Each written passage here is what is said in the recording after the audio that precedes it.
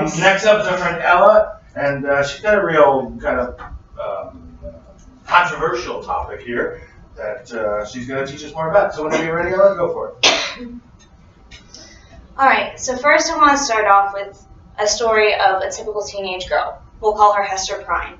And she falls in love with this boy. And of course, they're in love, they make love, and because they make love, they make a baby.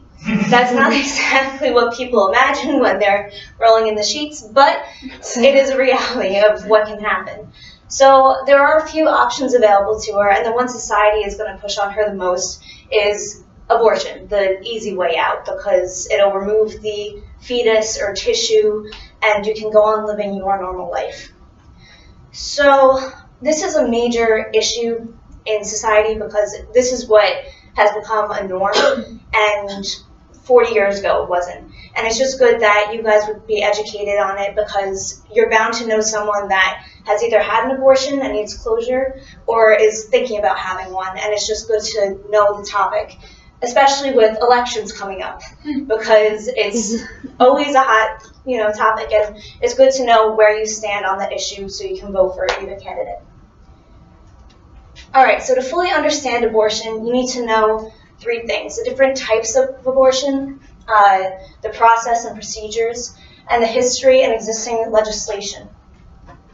So what is abortion? It's the early termination of a pregnancy before a baby can survive on its own. That's from the Health Reference Center. And there's 2 different types.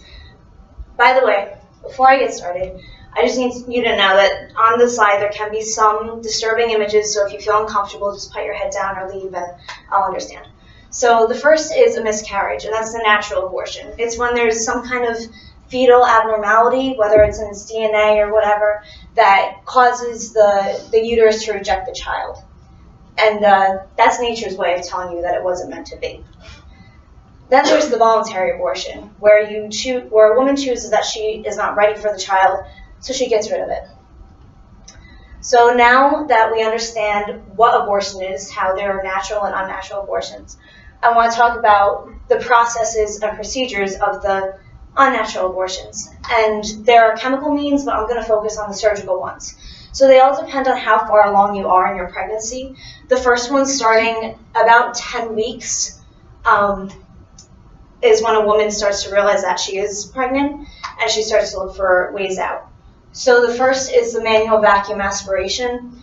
They stretch the cervical muscle with metal rods, so they just lay you right open, and they stick in this vacuum, and they just suck out the fetal tissue. And the next is a couple weeks after, in the developmental stage, you have the suction curettage. It's a lot like the other one where they stick in metal rods to stretch out the cervical muscle, and then they stick in this machine vacuum, and they suck out all the parts, and then they display them on a tray so they can figure out if they're missing any pieces, because then they have to go back in and get them out. Then there's the saline solution. They insert a needle inside the abdominal sac, and they pull out any amniotic fluid, and then they inject an extremely strong saline solution or salt water, and it actually burns the baby to death and gives it convulsions and seizures. And then the woman is left to give labor for 24 hours until she actually has to eject the child. And then there's the hysterotomy for those further along. And it starts off as a C-section, and then the baby is pulled out and left in a bucket of water to drown, or has a towel placed over his head, a wet towel, and basically just left there to die.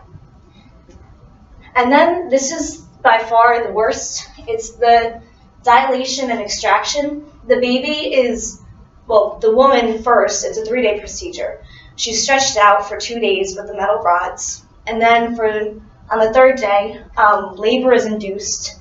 The baby is only delivered until the neck, and then the doctor puts a little hole in the back of the baby's head.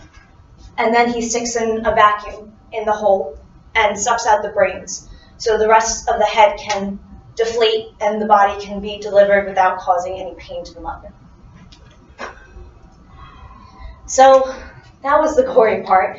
And abortion is a gory topic that it's good to know that it's not just a clean, easy thing for the mother or the baby.